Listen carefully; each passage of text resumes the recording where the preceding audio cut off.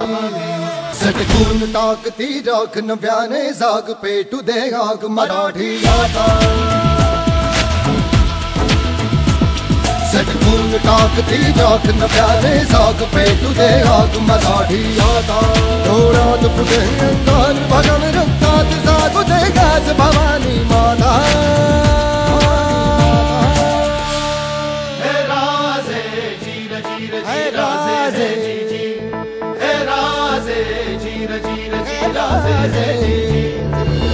मानकापूर हा अतिभव्य पूल, उद्याची पिढी घडवणारे हे क्रीडा संकुल, नागपूरची शान वाढवणारा हा राम झुला, उपराजधानीचा गौरव गोरेवाडा प्रकल्प, कुणी साकारलं हे एवढं सुंदर चित्र या संत्रा नगरीचं?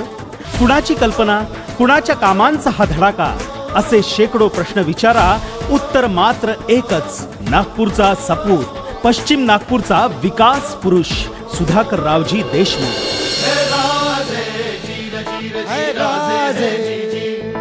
2009ला मी या विधानसभा मतदारसंघात निवडून आल्यानंतर 572 1900 लेआउटचे अत्यंत बिकट प्रश्न होते आणि मी निवडून आल्यानंतर साधारणतः सगळ्या लेआउटमध्ये WBM ची कामं केली, वॉटर पाईपलाईनची कामं केली, त्याच्यानंतर सीवर लाईनची कामं केली आणि या सगळ्या लेआउटमध्ये 70 ते 80% डांबरीकरणाचं काम मी या सगळ्या आउटरच्या 5 प्रभागामध्ये केलं। वायुसेना, दाभा, गोरेवाडा, झिंगाबाई टाकळी आणि पोलीस लाईन टाकळीचा पार्ट या सगळ्या भागामध्ये मोठ्या प्रमाणात डेव्हलपमेंटची कामं केली।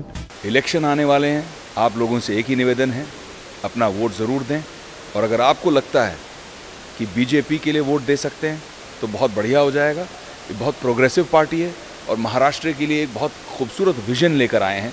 मुझे लगता है कि हम अगर बेहतर महाराष्ट्र, बेहतर भारत चाहते हैं तो भाजपा को ज़रूर वोट दीजिएगा।